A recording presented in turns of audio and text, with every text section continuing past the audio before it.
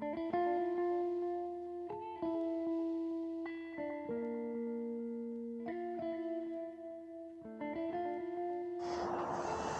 morning and welcome to today's roadcast. This fine fellow lives quite close to where I'm staying right now, and although he's not doing it right now, this morning earlier I did see him standing on this table, and what it reminded me of was something my mum used to say to me, which was occasionally, not always, but occasionally she would say, "Stop acting the goat, Michael." And it's interesting because if you watch the goat, he is a very individual creature, to the point where he will go and stand on a table like that, and that is something that a sheep will never do. The goat is staunchly individual, and you have to say, this is a magnificent creature. And so when you ponder the difference between a sheep and a goat, and then you extrapolate it out, you will see that sometimes people are referred to as sheeple, meaning the broad mass of peoples are often compared to flocks of sheep. In other words, that they follow each other around and they act collectively, seemingly without a mind of their own. And without wishing to overplay it or overstate it, we can see from Billy Goat back there the difference between the majority of people and the minority. In other words, whilst the majority might well be sheep, some of us are actually goats. I appreciate that the camera I'm using doesn't actually do it justice, but if you listen to my previous roadcast, you'll know that I'm currently homeless and staying at a friend's house. But one of the happiest aspects of this is that although I'm only 7 miles outside Nottingham, I'm actually surrounded by all this beautiful countryside. And what's a particularly joyful aspect for me is that I can walk literally for miles and miles round here without ever crossing a single main road. In the distance there, again, I know it doesn't show up clearly, but we're looking north from here, and in the distance you can see the rolling hills of Derbyshire. That is Ilkeston down in the valley, and this is looking now south of Ilkeston. If there's one thing that really gets on my nerves, and one thing that I can't stand, I find it intolerable, it's false accusations. And I was speaking with my friend Dave this weekend, and we were discussing what had actually happened in his court appearance at Hull County Court back in, I think it was April now, where there goes a wood pigeon, where the bank, the Nationwide, had used in court a falsified document, in other words a forged affidavit, in order to gain a victory. And the barrister who was reliant upon said forged affidavit was a Mr. Lavelle. And when Dave pointed out to the judge that the affidavit was indeed a forgery because they'd taken off the notary public seal and filed it into court as that being the original document, it was manifestly false, and the judge admitted. He said to him, "Well, this is criminal, Mr. So-and-so." So Dave pointed out the factual, on its face fraud of the bank using a forged instrument, and the judge admitted that it was a criminal, well, it was a crime. It was for the bank to be relying upon this affidavit was a crime in and of itself. Now, you might think, well, what was Mr. Lavelle's reaction to this? Because remember, he's responsible for the affidavit that was filed into court, and he is relying upon it in order to gain a victory for his client, the Nationwide. And what was Mr. Lavelle's reaction? Well, he just sat there staring at his laptop, mumbling repeatedly that this was an abuse of process. That's a false accusation, and how often do we see it when the liar, the deceiver, the individual who's making a false accusation accuses you of precisely that which they are engaging in? For is it not the case that the only abuse of procedure was that which was being carried out with Mr. Lavelle for and on behalf of the Nationwide? You may ask, well, what's happened to this? Where's it going? Remember, I've pointed out many times that what goes on in the courts is often nothing more than a mere pantomime, and a lot of the real action, you may say, takes place outside the court, between through the correspondence between the various parties. And in this case, having brought the facts of the matter to all parties, it would appear that the bank has backed off. Remember the maxim, fraud vitiates everything. So, having demonstrated clearly, manifestly, the fraud of the bank, Dave is now in a very strong position, and he's put all interested parties on notice of the fact and the options that lie open to him at this juncture. And whilst I'm not going to reveal the options, let's just give you a hint and go back to what the judge said about it being a criminal matter. Funny, isn't it, how a judge in a civil court will admit, for and on the record, that what has been brought to his attention is criminal, and yet he will ignore that and go ahead and issue a false or fake order. It's like he's schizophrenic. He's admitting that a fraud has taken place, and he agrees with Dave that that is the case. And yet, when it comes down to it, he completely ignores it, as if that's not happened, as if his hands are tied, and as if he has to carry on regardless. And that, of course, is not only foolhardiness and foolishness in the extreme, it's also something that is to the advantage of my good friend Dave. So watch this space for further information as it continues to unravel. My last roadcast featured a shot of the rolling hills and valleys of Nottinghamshire, and a lot of people did seem to appreciate that. So with that in mind, let me take you on this particularly joyful section of today's walk.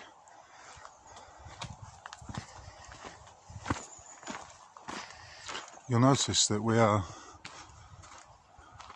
approaching the latter days of autumn, and that the hedgerows and the leaves on the trees are beginning to yellow. This is a delightful section, almost like a tunnel. It's not quite as green as it was in the height of the summer, but hopefully you'll pick up enough to see just what a splendid little route it is.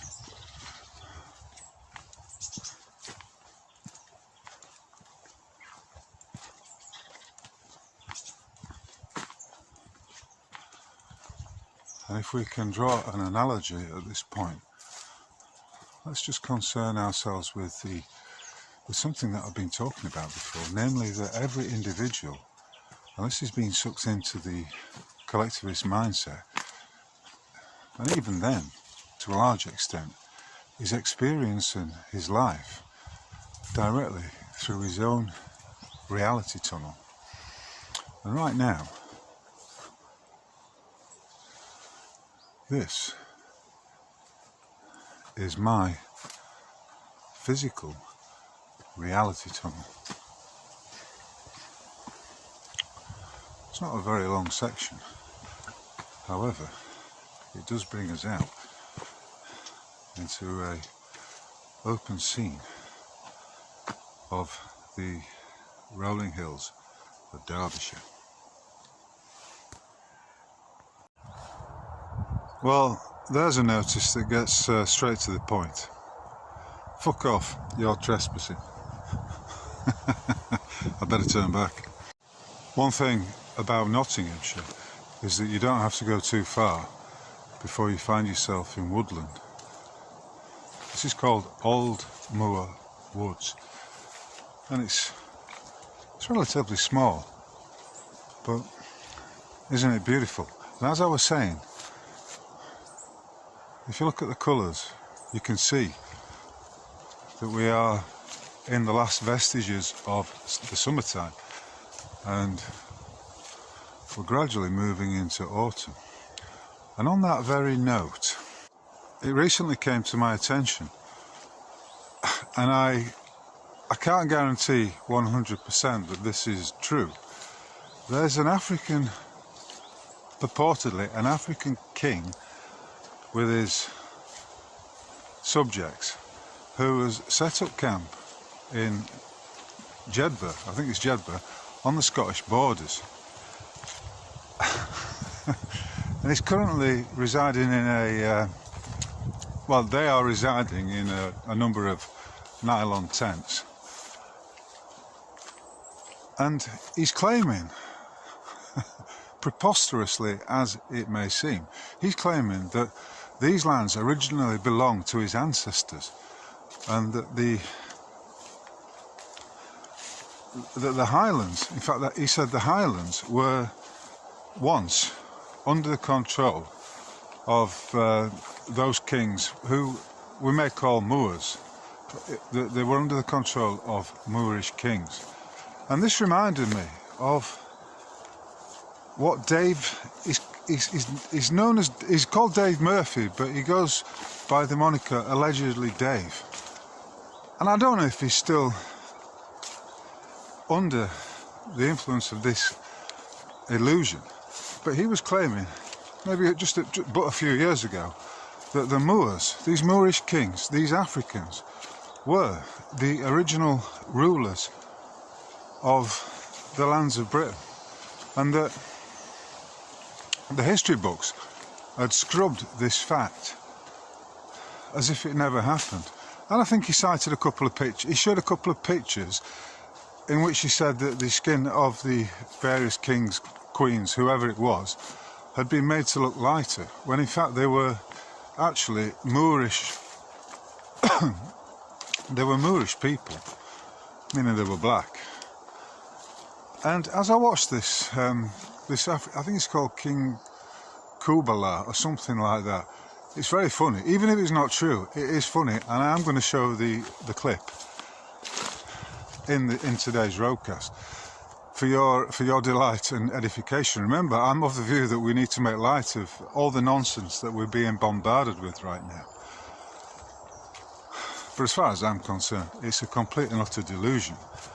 And as I saw this king sitting on his deck chair in the, well, you have to admit, the beautiful borderlands near Jedburgh, I did wonder, as did many other people who commented on it, what will happen when it comes to the winter time. For remember, and this is pertaining exactly to the situation. Autumn is coming, the king's looking fat, but when winter arrives, he'll be as thin as a lat. Delusions, deceptions, lies and distortions are the currency of those who make false accusations and those who make false pronouncements, which is exactly what's going on here. But regardless of that, regardless of the fact it is a complete and utter delusion, in the reality tunnel of King Kubala, what's his name, he appears to believe it. I'm not making a comment at this point about his IQ. However, he does seem to have some grasp of the English language, and he did say, You know, when you up, he's basically claiming that his people ruled the Scottish Highlands. And he says things like, I think he said something along the lines of, you know, these lands were ruled by Moorish kings, and I am talking about the Highlands of Scotland. Right now, we are in the borders. To get to the Highlands, we have to pass through the borders. And one thing I've noticed from my travels to Africa, to India, and other places like that, is that, you know, it reminds me, in the kingdom of the blind, the one-eyed man is king. It always struck me as being laughable how so many seem to have this false belief that because they were able to string together a few sentences, that made them somehow superior to those around them, and it makes what they are saying actually profound. The only profundity in this pronouncement of this African king who is claiming the Scottish Highlands belong to his ancestors, the only profundity about it is the level of deception and foolishness that he has clearly bought into. That, though, is his reality tunnel, and right now I think we should take the piss, because it is very, very funny. Right, check this curious feature out. The stones of Monk's Way. The stones contained within this footpath lie on an ancient route which may date back to the 14th century. And if we walk along said footpath, these are the flagstones in question. Now, I'm currently in the ancient village of Strelly, which is south of where I'm staying. I've just been for a pint and a burger in the pub, which is the Broad Oak, and I have to say, it was mediocre. However, there was a couple of blokes there. One sat at a table next to mine, and another one sat in some distance, and they were with what you might refer to them as a certain type of woman. You know, all daubed up, false eyelashes, and long plastic fingernails, that kind. And the bloke on the table next to me, I have to say, he was something of a bell end. But it did occur to me that at least he's a British bell end. The village of Strelly, of course, is not to be confused with the massive housing estate that was built after the Second World War. This is the church. And I do believe this is around about 1,000 years old. All Saints Church.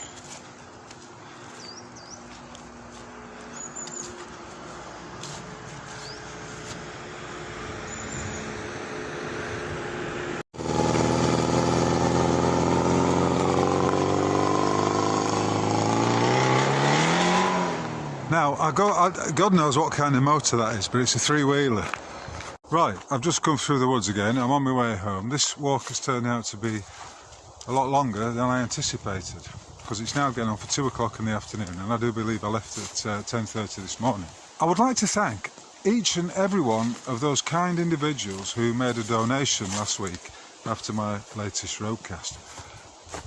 It's greatly appreciated, but I'd like to also to share with you a delightful experience I had on the Friday of last week, Friday the 15th. I went out for a walk along the canal near Ilson, as the locals call it, and on the way back I thought, well, I'll just nip in for a quick pint at the Dewdrop, which is a great little pub near the Ilkeston Junction railway station.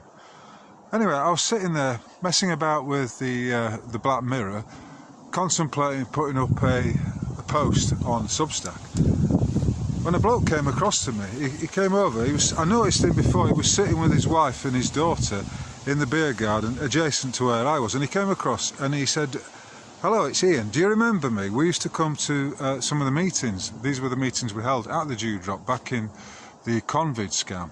So we're going back 3, possibly 4 years ago." I said I did. I recognised him as soon as he told me, and I went across and I joined them, and I had a quite delightful time. I arrived in the pub around 4:30 in the afternoon, and in the end I didn't go until about 11:30, so I was there for seven hours, and I must admit, by the end of that, I had rather a lot to drink, possibly a gallon.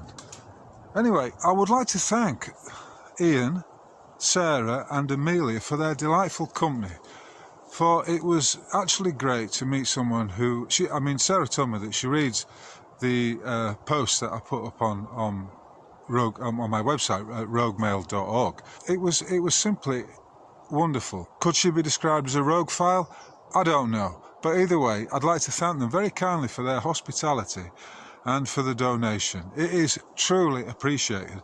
And if you're of a similar generous spirit and you do appreciate what I'm pumping out right now, and you also would like to help out a little bit with the fact that I'm homeless, I've not got a pot to piss in, then that would be wonderful. Either buy me a coffee, you can click on the button at the Rogue Mail site, or if you're reading this on Substack, there's a button there for you to press. If you do enjoy the Substack platform, then please consider taking out a paid subscription there.